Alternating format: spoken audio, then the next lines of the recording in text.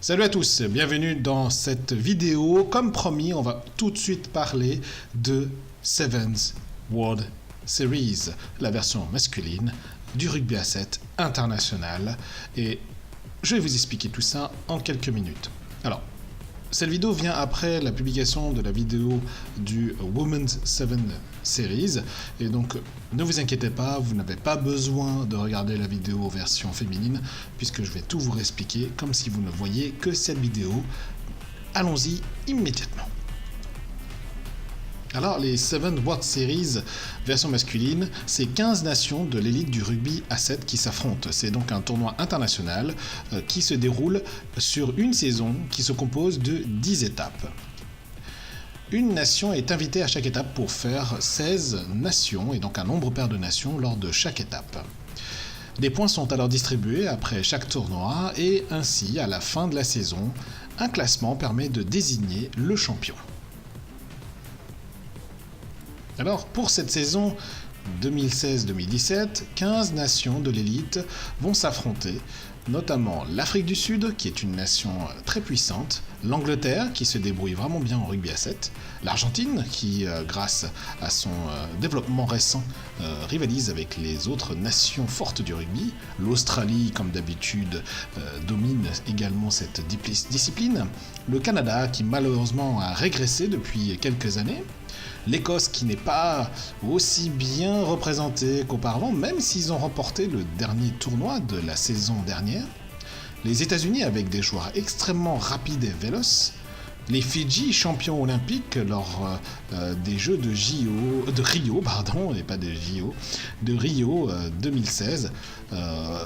D'ailleurs, c'est la première médaille d'or de la nation fidjienne.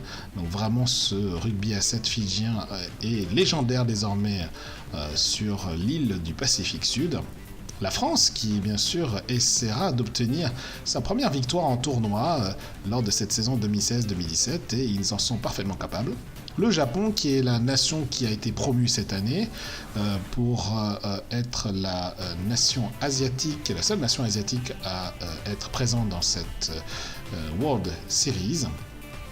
Le Kenya, une nation africaine qui a également une forte présence en haut du tableau de ces Sevens World Series et qui d'ailleurs a remporté un tournoi l'année dernière. La Nouvelle-Zélande, qui est bien entendu rivalise avec les Fidji et sera de nouveau un favori de cette saison.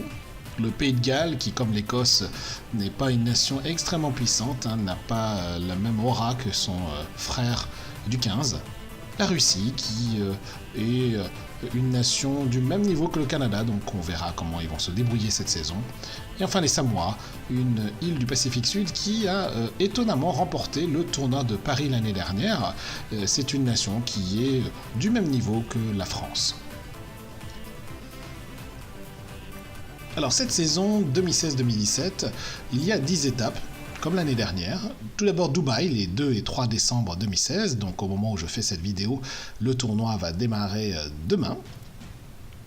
La semaine d'après, le tournoi du Cap en Afrique du Sud, les 10 et 11 décembre 2016. Ensuite, le tournoi de Wellington en début d'année suivante, les 28 et 29 janvier 2017 en Nouvelle-Zélande.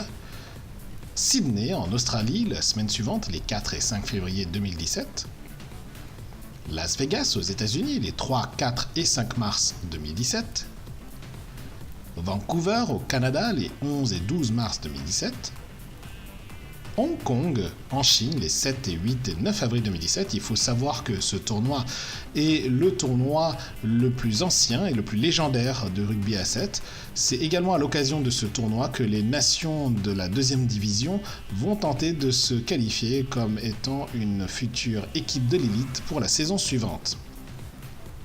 Singapour, la semaine d'après, les 15 et 16 avril 2017. Le tournoi de Paris, en France, les 13 et 14 mai 2017, où je serai présent pour vous commenter et vous faire un petit reportage lors de ce tournoi. Et puis Londres, la semaine suivante, les 20 et 21 mai 2017, pour clore cette saison. Alors quelques statistiques de la saison précédente pour vous donner un peu une idée du nombre d'essais marqués, notamment 2622 essais marqués. Il faut savoir qu'au rugby à 7, les matchs ne durent que 2 fois 7 minutes. D'ailleurs, c'est un changement par rapport à l'année dernière pour ceux qui ont suivi le rugby à 7 et les Sevens World Series. Il faut savoir que maintenant la finale sera aussi 2 fois 7 minutes et non plus 2 fois 10 minutes pour homogénéiser tous les matchs. Et l'autre différence par rapport à l'année dernière lors des tournois, c'est qu'il n'y a plus de division en Shield, en Bowl, en Cup, etc. Il n'y aura plus que 2 compétitions pour la dernière journée du tournoi. Il y aura la compétition pour les médailles, donc la Cup est conservée, mais il y aura 3 médailles à distribuer, une médaille de bronze, une médaille d'argent et une médaille d'or pour se calquer exactement sur le tournoi olympique. Et il y aura un tournoi des perdants, on peut appeler ça comme ça, les 2 derniers de chaque poule de la première journée se rencontreront lors de la Challenge ou du Championship, tournoi Championship. 16 469 points ont été inscrits la saison dernière et c'est vraiment énorme. 4 cartons rouges, oui il y a quand même des cartons rouges, il y a parfois des mauvais gestes qui sont faits, mais 4 cartons rouges c'est pas si énorme que ça vu le nombre de matchs qu'il y a lors de chaque tournoi. 1669 transformations, efficacité assez maximum puisque ça fait 10% des points inscrits et plus de la moitié des essais qui sont transformés. Aucun drop goal. Ah oui, ça c'est exceptionnel, c'est-à-dire qu'il n'y a eu aucune tentative au pied en cours de jeu. C'est normal puisque le rugby à 7 privilégie vraiment les essais. C'est vraiment la principale arme pour marquer les points, c'est les essais. Les coups de pied sont extrêmement rares. Et pour confirmer tout ça, 7 pénalités réussies. Mais ces pénalités sont souvent jouées en fin de match et permettent parfois à une équipe de renverser au tout dernier moment un match. Au niveau des joueurs à suivre, il y a notamment Madison Hughes aux États-Unis, meilleur marqueur l'année dernière avec 331 points. Le meilleur marqueur d'essai est Seabelo Senatla, l'Africain du Sud, enfin le Sud-Africain, pardon, excusez-moi, avec 66 essais. C'est vraiment un joueur à surveiller fortement. Madison Hughes est également le meilleur marqueur de transformation avec 108 transformations réussies et donc c'est à la fois un bon marqueur de points d'essai et aussi un bon marqueur de transformation. Celui qui a fait le plus de percées, et c'est logique, c'est Seabelo Senatla avec 72 percées qui est lié du coup à ses statistiques liées aux essais. Le joueur qui a fait le plus de plaquages réussis, c'est Kolinisao Osea, le Fidjien, avec 128 plaquages réussis, ce qui est énorme.